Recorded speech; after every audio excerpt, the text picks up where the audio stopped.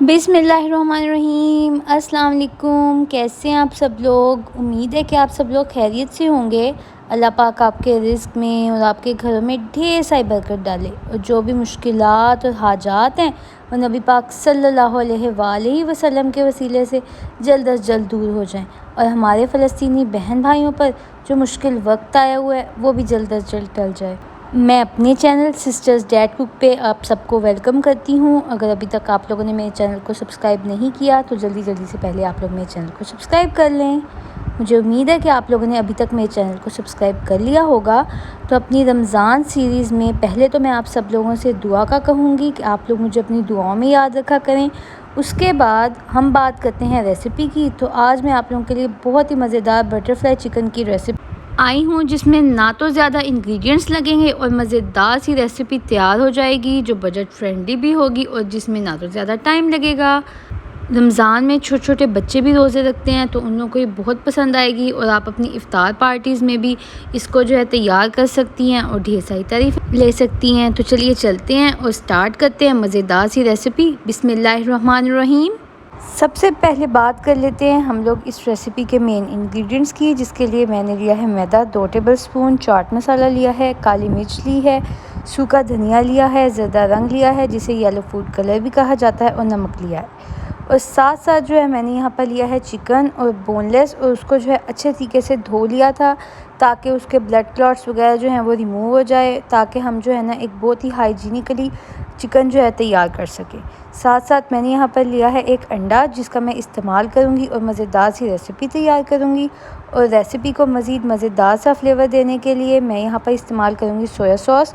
फिर से आप लोगों को रेसिपी के इंग्रेडिएंट्स की बात कर देती हूँ। यहाँ पर ली है मैंने काली मिर्च, सूखा धनिया, लाल मिर्च, नमक, येलो फूड कलर, हल्दी, चाट मसाला और थोड़ा सा तिक्का मसाला और साथ साथ बारी आती है 2 टेबलस्पून मैदे की।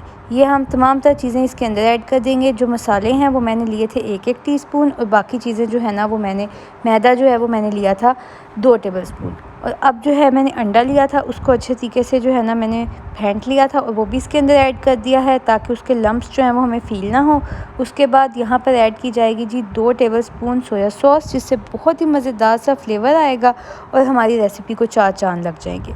उसके बाद बारी आती है कॉर्नफ्लोर की। तो यहाँ पर मैंने 3 टेबलस्पून कॉर्नफ्लोर के लिए हैं, जिससे जो है हम इन तमाम तरह चीज़ों को ऐड करने के बाद अब जो है ना हम सिरके को कैसे भूल सकते हैं। तो इसके अंदर मैंने ऐड कर दिए हैं 3 टेबलस्पून विनीगर के। वाइट विनीगर लिया था यहाँ पर मैंने और इन तमाम तरह चीज़ों को अच्छे तरीके से मिक्स कर लूँगी और चिकन को मैरिनेट कर लूँगी। जितनी अच्छी हमारी चिकन की मैरिनेशन होगी ना उतना ही मज़ेदार सी जो है ये हमारी रेसिपी तैयार होगी।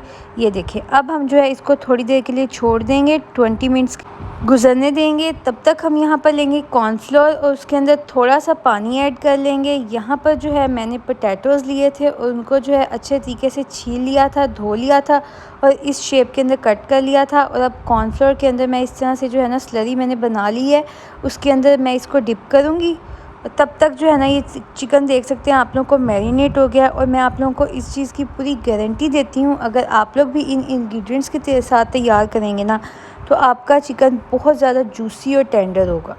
आप लोगों ने फिर क्या करना है कि इस तरह से जो है ना एक टैटो का स्लाइस लेना है और साथ साथ जो है ना इस तरह से एक चिकन का क्यूब लेना है और इस तरह से जो है ना उन लोगों को आपस में बाइंड करना है। आपके पास जौन सी भी स्टिक है, स्क्वेयर्स हैं, आप उनका इस्तेमाल कर सकते हैं। जो भी चीज़ आपके पास अवेलेबल है जिसको आप इजीली इस्तेमाल कर सकते हैं उसका आप इस्तेमाल करें और इस तरह से इनको बाइंड कर लें। बहुत ही मज़ेदार सा बटरफ्लाई चिकन तैयार होगा। और यकीन करें अगर आप लोग ट्राई करेंगे ना तो आप लोग मुझे दुआएं दिए बगैर नहीं रह पाएंगे। थोड़े से इंग्रेडिएंट्स हमने इस्तेमाल किए हैं और इस तरह से जो है ना हम इनकी बाइंडिंग करेंगे ताकि ये तमाम तरह चीज़ें आपस में जो है ना वो एक तो फ्लेवर्स इनके आ जाएं और साथ साथ जो है ना ये चिकन और पोटैटो जो है आपस में जुड़ा रहे और मज़ेदार सा फ्लेवर जो है ना एक दूसरे के अंदर इनका चला जाए। इसी तरह से मैं आप लोगों को एक और तरीके से दिखाती हूँ ताकि जो है ना आप लोग जो है वो अच्छे तरीके से देख लें। चिकन को आप लोगों ने देखना है और साथ साथ अपनी फ़िंगर का भी ख्याल रखना है ताकि जो है ना स्टिक वगैरह जो है वो आपकी फ़िंगर पे ना लग जाए। और मेरी बहनों ने बहुत ही एहतियात के साथ अच्छे तरीके से जो है ना इस तरह से तैयार करने हैं।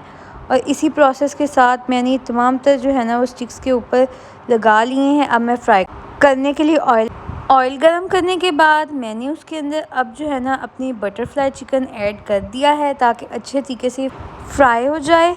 आप लोगों ने इस चीज़ का ख़ास ख्याल रखना है कि ऑयल जो है वो बहुत ज़्यादा गर्म ना हो। अगर ऑयल जो है बहुत ज़्यादा हीटअप हो जाएगा तो उसके बाद जैसे ही आप चिकन इसके अंदर ऐड करेंगे ना, या तो पोटैटोज़ जल जाएंगे या फिर चिकन जल जाएगा। 3 से 4 मिनट इसको फ्राई होने देंगे मीडियम फ्लेम के ऊपर।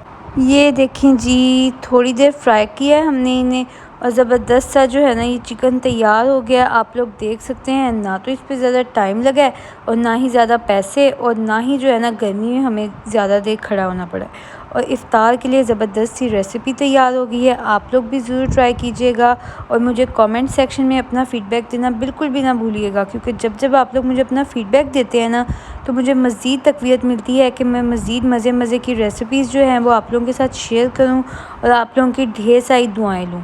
और इसको मज़ीद मज़ेदार और प्रेजेंटेबल बनाने के लिए आप लोगों ने एक चीज़ का ख़ास ख्याल रखना है कि थोड़ा सा कलरफुल बनाना है। मेरे पास यहाँ पर लेटस जो था वो अवेलेबल था तो मैंने उसका इस्तेमाल किया है।